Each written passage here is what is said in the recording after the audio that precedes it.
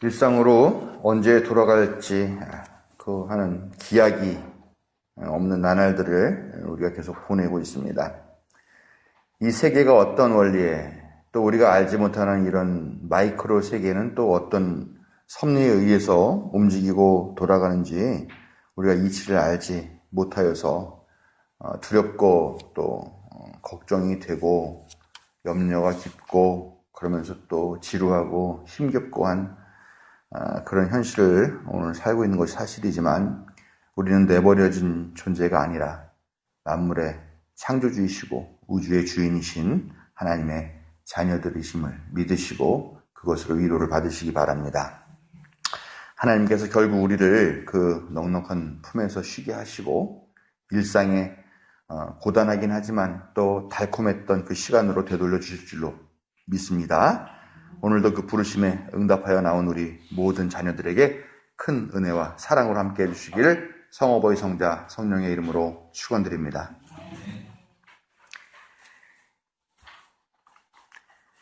오늘 우리가 이제 계속 또 시편 말씀을 보는데 다윗에 대한 시가 많지요. 초반에 한 3분의 한 반 이상이 다윗의 시가 이렇게 들어 있습니다. 그래서 다윗의 시를 우리가 좋건 싫건 계속 읽게 되는데 다윗이라는 사람은 계속 생각하면 할수록 연구 대상이다 하는 그런 생각이 들어요.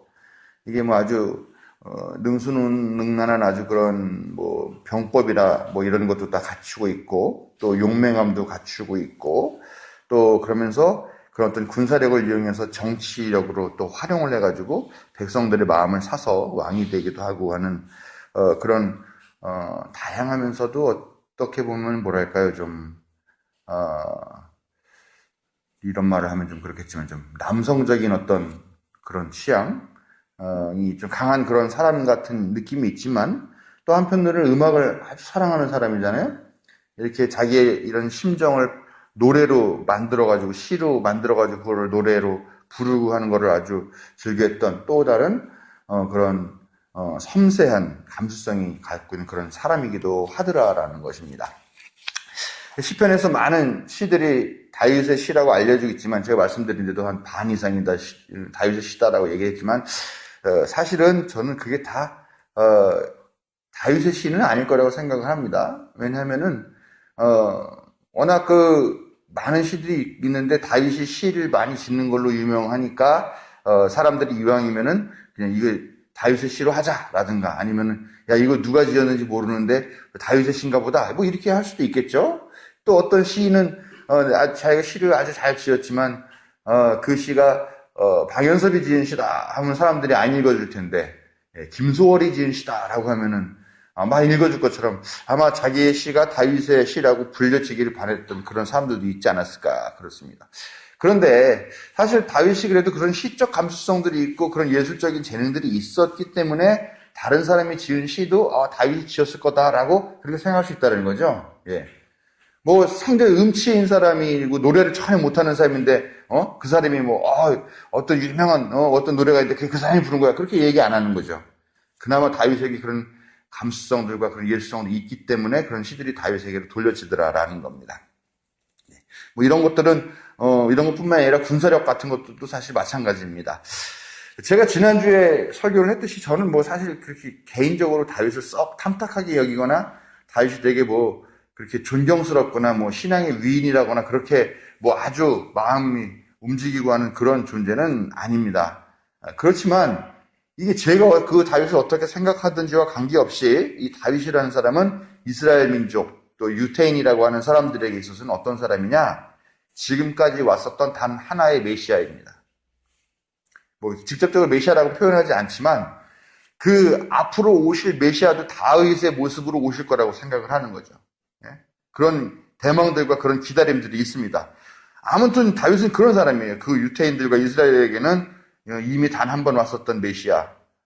그리고 또 주변 강대국에 의해 가지고 온갖 군사적 어떤 뭐 생활적 문화적 그런 압박을 받고 있는 이스라엘 민족을 구원한 그런 영웅적인 존재였고 앞으로 오실 메시아의 원형적인 모습이다라고 그렇게 굳게 믿고 있는 사람이 다윗이다. 그래서 그 이스라엘 백성들이 다윗에 대해 갖고 있는 그런 전폭적인 신뢰와 지지는 사실 매우 깊은 것이다. 뭐 민족의 영웅 꼽으라면 하나는 모세고 하나는 다윗이니까요. 그렇죠. 그래서 이 다윗의 시를 가지고 오늘 이제 또 다시 한번 말씀을 듭니다. 다윗이 이렇게 군사적으로나 정치적으로나 아주 참 대단한 업적을 이루었고 또 이렇게 예술적인 면에도 큰 업적을 이뤘는데 이 다윗의 성공의 비결은 무엇일까 하는 질문들을 하지 않을 수가 없다라는 거죠. 성서는 지속적으로 그리고 전적으로 이 다윗을 어떤 사람으로 그리고 있느냐라고 하면은 하나님을 두려워하는 사람이에요. 그래서 하나님 앞에서 죄 짓는 일을 가급적 안 하려고 극도로 피하고 애를 많이 썼던 그런 사람, 신앙의 사람, 그런 신앙을 가진 사람으로 성서는 그리고 있습니다. 물론 그럼 그것만은 아니죠. 그럼에도 불구하고 실수를 하죠. 사실 남의 아내를 빼앗아서 자기의 아내로 삼고 그 남편을 자기의 죄를 없애기 위해 가지고 그 남편을 전장에 나가 죽이게 하는 것 같은 건 엄청나게 큰 죄죠. 우리가 윤리적으로 생각하기에도 하나님 보시기에도 옳지 않았고요. 그런 것들도 있습니다만 그럼에도 불구하고 철저하게 자기의 어떤 허물 때문에 하나님 앞에 심판받는 것을 극도로 두려워하고 가급적 안 하려고 애를 많이 썼던 그런 사람이었다라는 거죠. 그런데 이 다윗은 특이한 게 하나가 더 있는 게 뭐냐면 그렇게 하나님 앞에서 올곧고 올바른 사람으로 살려고 애를 쓰는 한편 또 한편으로는 하나님이 정말 하나님을 진정으로 사랑하고 하나님의 뜻대로 살려고 하는 사람들은 어려움에 처하거나 어떤 일이 있었을 때 결코 그냥 내팽개쳐버리거나 고와 같이 내버려 두시는 그런 분이 아니다라고 하는 그 사실에 대해서 믿음이 확고한 사람이었다는 것을 성서가 우리에게 얘기를 해주고 있다는 겁니다. 그래서 다윗은 별명이 하나님과 사귀는 자라고 하는 별명을 얻었죠. 오늘 이 읽은 시도 개역 개정판에 보면은 이 시의 제목이 하나님과 사귀는 자의 기도라는 제목이 붙어 있는 그런 거죠. 오늘 이 시를 보면 초반에 보면은 두려움이 없다라는 이야기로 시작을 합니다. 나는 두려움이 없다. 내가 누구를 두려워하랴. 내가 누구를 무서워하랴. 장담을 합니다. 큰 소리를 치죠. 정말 다윗은 두려움이 없었을까 하는 생각을 해보게 되는데요. 아무튼 그가 그럼에도 불구하고 나는 두려움이 없다라고 말한 이유가 뭐냐면 주님이 나의 빛이고 나의 구원이시고 내 생명의 피난처이시기 때문이다라고 그렇게 고백하고 노래를 하고 있다는 거죠. 원수들이 아무리 강하고 무섭고 대단하다 하더라도 또 군대가 아무리 좋은 무기로 무장을 하고 수십만의 병력으로 그렇게 쳐들어온다 하더라도 다윗은 전혀 걱정이 없고 두려움이 없다라고 이야기를 하고 있습니다. 왜냐? 하나님만을 의지하기 때문이다. 다윗이 이렇게 하는 것은 그냥 이빨의 소리나 아니면 이런 노래를 지어서 불렀기 때문에만은 아닌 것 같아요. 다윗이 아주 어렸을 때부터 하나님과 동행하는 그런 삶들, 하나님과 사귀는 삶들, 하나님의 보호를 받는 그런 삶을 아주 익숙하게 갖지 않았나라는 생각을 하게 됩니다. 다윗이 막내죠. 그 형들이 다 전쟁에 나가가지고 전쟁을 벌이고 있었을 때에 형들 대신 다윗은 아직 어렸을 때에 양을 치러 이 들판을 떠돌아다니는 거죠. 근데 우리가 목동 그러면은 뭐 이 얘기도 여러 번 한 것 같은데 되게 목가적인 뭐 이렇게 양 하나 들고 이렇게 하면서 이렇게 서 계시는 그런 예수님이라고 하는 그런 그림을 많이 보니까 목자라는 삶이 되게 뭐 편안하고 쉬울 것 같지만 결코 그렇지 않죠. 생각해 보세요. 집 떠나가지고 거기 한 달, 두 달을 그 동물들이랑 같이 떠돌아다니는 그런 삶 그 자체만 얼마나 지겹고 힘듭니까? 혼자서. 요즘 집 밖에도 못 나가고 가족과 같이 지금 집 안에서 지낸 지 이제 한 넉 달, 5달 다 돼가고 있는데 이것도 막 우리가 몸이 쑤시는데 평생 그렇게 사는 사람들이 있다라는 거죠. 거기다 얼마나 많은 위험이 있습니까? 사실 젊은 소년이나 청년이 감당하기에는 쉬운 일이 아니었지만 다윗은 그런 목동 일을 잘 해나갔다는 거죠. 그런데 그가 초장에서 만나게 되는 수많은 위험 앞에서도 깨달은 게 있죠. 아, 하나님이 나를 지켜주시는구나. 하나님이 나를 돌봐주시는 거라는 거에 대한 확신을 가질 수 있었기 때문에 그는 그 담대함이 아주 어렸을 때부터 있었다라는 것을 우리가 추측을 할 수 있다는 것이죠. 다윗 하면 떠오르는 제일 유명한 이야기는 뭡니까? 골리앗을 물맷돌을 던져가지고 쓰러뜨린 거죠. 거인이라고. 뭐 얼마나 컸을지는 모르겠습니다. 그러나 뭐 옛날 사람들이 기본적으로 키가 좀 작았으니까 아마 한 2m가 좀 넘는 우리 서장훈 씨 같은 그 정도의 체격이 아니었을까 생각이 됩니다. 근데 그 이야기를 다 했죠. 그 이야기를 썼단 말이에요. 물맷돌 몇 개, 조약돌 갖고 가지고 그걸 돌려가지고 이 거인을 그냥 쓰러뜨렸다라고 이런 이야기.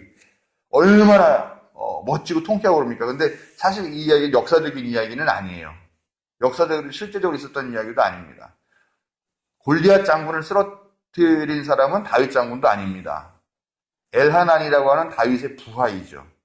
그런데 아까 말한 시들처럼 마찬가지로 여기도 자기 수하에 있는 장군이 있는 업적은 그 왕에게, 그 주군에게 돌려지게 되는 그런 영향들 때문에 이 다윗이라는 사람이 어렸을 때 골리앗이 쓰러뜨렸다라고 하는 이런 이야기를 흡수가 됐는데, 아무튼 이 이야기가 소년 다윗이라고 하는 그런 설정에 맞춰서 재구성이 되면서 오랜 역사를 통해서 이게 계속 회자되고 다시 재생산되고 이렇게 반복되고 하는 그런 이야기였습니다.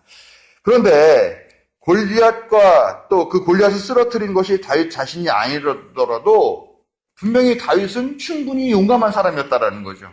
예? 그리고 그런 이야기를 갖고 와도 될 만한 그런 사람이었다라는 거죠. 예? 만약 어떤 사람이 명동 한복판에서 불량배들 11명이랑 17명이랑 17대1로 싸워서 이겼어. 그런 소문이 돌았다.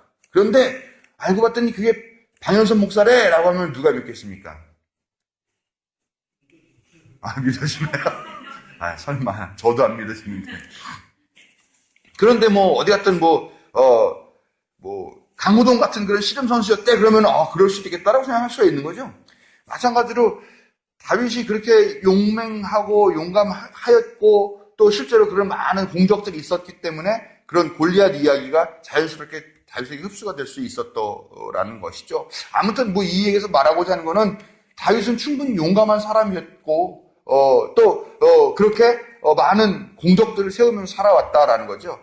그런데 그 모든 것들이 무엇 때문에 가능했느냐라고 하는 거죠.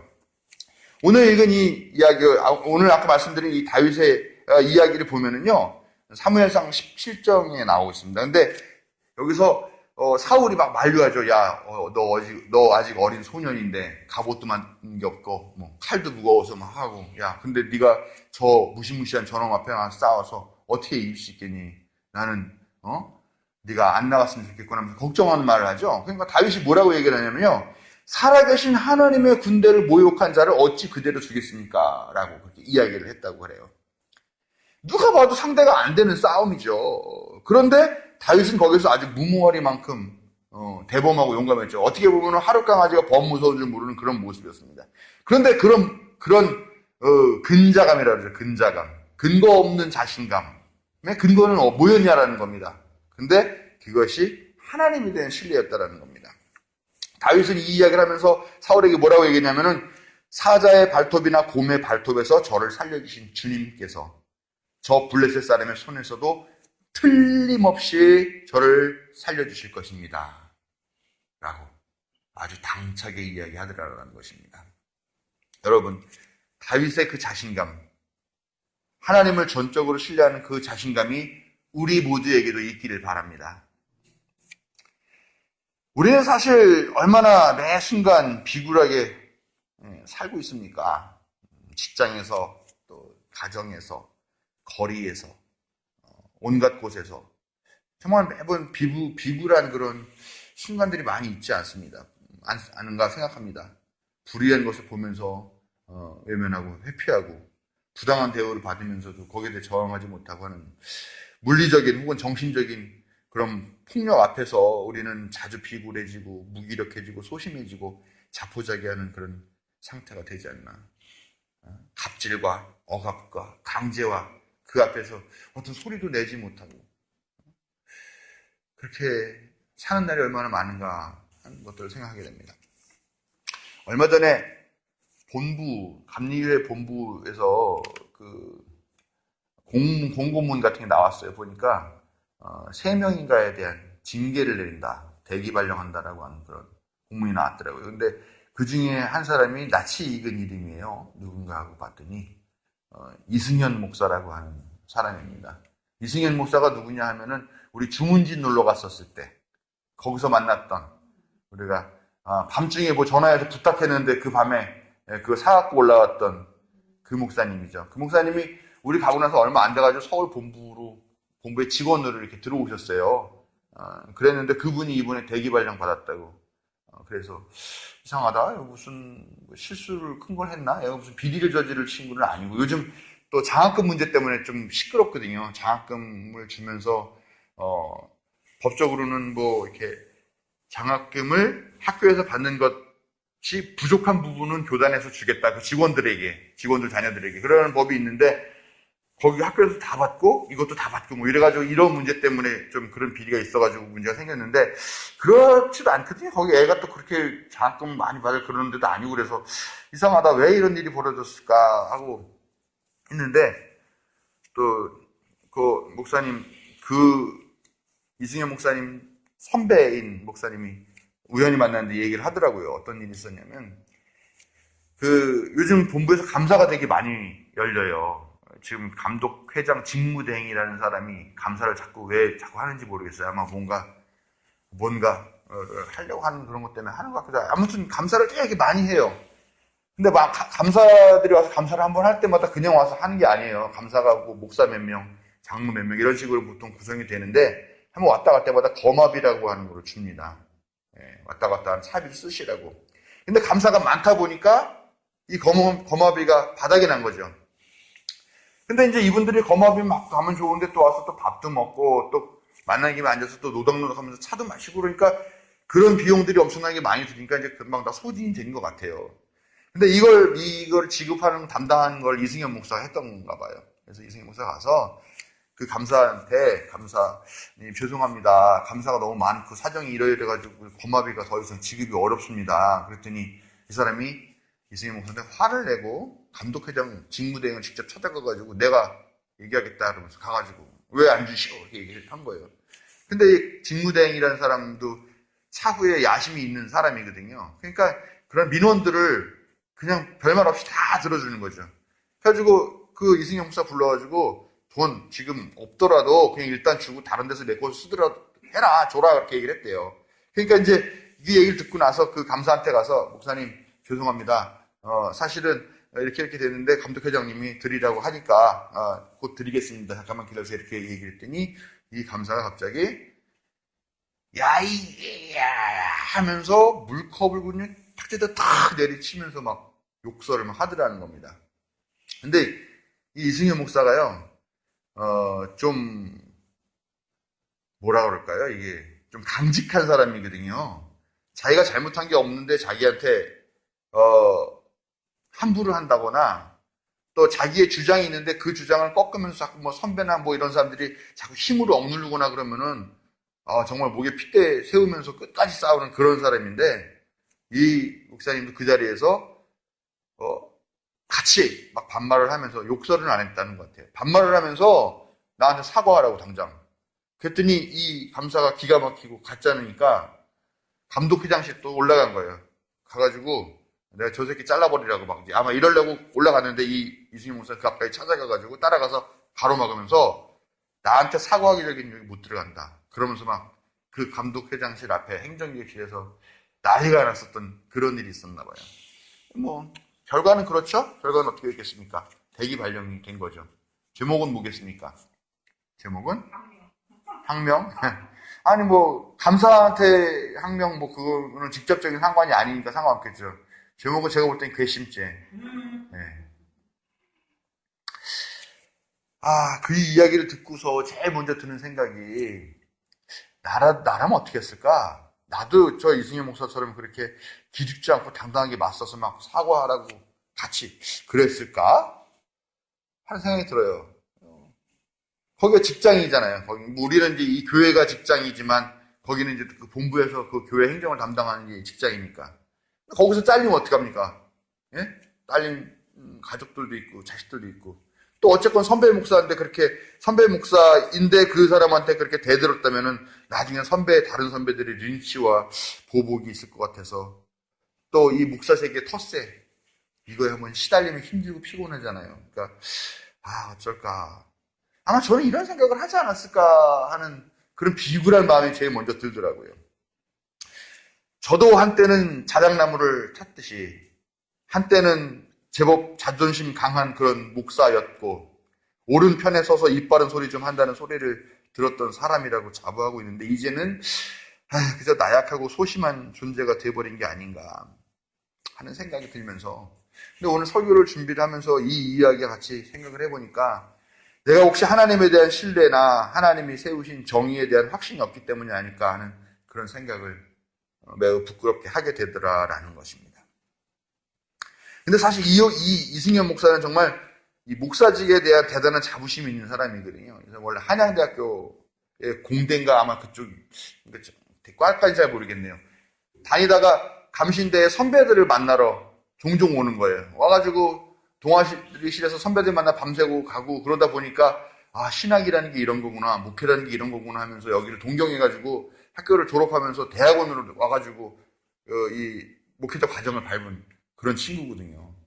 그런 목사님이에요. 그러니까 나름대로 확신이 있고 뒤늦게나마 자기가 확신과 소신을 가지고 오신 목회를 해놓은 그런 목사님이었기 때문에 제 생각에 아마 자기를 목사로 세우신 하나님에 대한 절대적인 신뢰가 있었던 사람이 아닐까. 그래서 그렇기 때문에 더 하나님을 믿고 주눅 들고 그러지 않고 당당하게 자기의 억울함 토로하고 맞설 수 있던 게 아닐까 하는 생각을 한번 이렇게 막연하게 해봤다는 거죠. 직접 들은 건 아니지만. 근데 저는 과연 첫마음을 잃어버린 건 아닌가. 그런 반성들이 좀 뼈저리게 있었습니다. 저나 우리 모두 억울한 일을 당하는 그런 의로운 사람을 외면하지 않으시는 하나님을 신뢰하고 우리에게 달려드는 포악한 폭력적 도전들에 당당하게 맞서는 사람들이 되었으면 좋겠습니다. 하나님이 함께 하심을 믿읍시다. 우리 다윗이 이처럼 하나님을 믿을 수 있는 근거는 그가 또 처절한 절망의 상황에 처해봤기 때문이 아닌가라는 생각을 합니다. 다윗의 인생은 누가 봐도 화려하죠. 강력하고 아주 그런 권력을 갖고 있는 그런 모습이지만 처음부터 그러지 않았습니다. 억울한 누명 쓰고 쫓겨다니기도 했고요. 목숨을 잃을 만한 그런 위험에 처한 적도 많았고요. 수많은 나날들을 이름도 없는 그런 어두운 동굴에 숨어 있으면서 보내게 됐다라는 겁니다. 그러나 그의 인생이 그렇게 어두운 동굴에서 끝나지 않더라라는 겁니다. 그는 결국 회복됐고 누명을 벗었고 백성의 선택을 받았습니다. 절망이 끝나고 희망으로 바뀌었다라는 것입니다. 그는 절망 가운데서 하나님을 신뢰하였고 그의 신뢰에 하나님이 응답하셨기 때문에 그는 희망을 맛보게 된 것이 아닌가. 그렇기 때문에 다윗에게 절망이라는 건 뭐냐? 절망 그 자체가 아니라 하나님이 이제 나를 도우실 타이밍이 됐구나 하는 그 마음, 그 자신감. 그가 하나님을 믿는 그 자신의 믿음에 대해서 내가 이제 하나님 앞에 시험대에 서게 됐구나 하는 그런 마음의 태도가 바뀌는 그런 순간이 되는 거고요. 이제 나의 절망이 희망으로 바뀌었구나 하는 그런 반전의 포인트가 됐다는 거죠. 그 가장 절망적인 그 순간이요. 그 반전의 포인트를 만든 그 내적인 힘이 바로 오늘 이 설교 제목, 내가 주님의 은덕을 입을 것을 나는 확실히 믿는다라고 하는 이 고백에서 찾을 수 있지 않겠는가 하는 생각을 해보게 됩니다. 여러분, 우리는 절망 앞에서 어떤 말을 하고 어떤 생각을 합니까?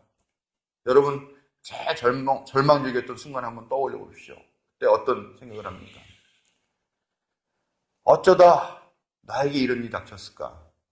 왜 하필, 왜 나에게만 이런 일이 닥쳤을까? 잘 나가던 내가 왜 지금 이런 고생을 해야 되지? 나는 지금 아무것도 없는데 어떻게 하지? 아무도 나를 도와줄 사람조차 없는데 어떡하지? 이럴 바엔 차라리 죽는 게 나을지도 모르겠다. 모르겠다. 될 대로 되라.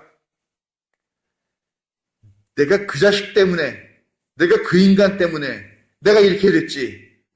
그들 때문에 내가 이렇게 됐어. 억울해. 결국은 내 인생도 이렇게 끝나는구나.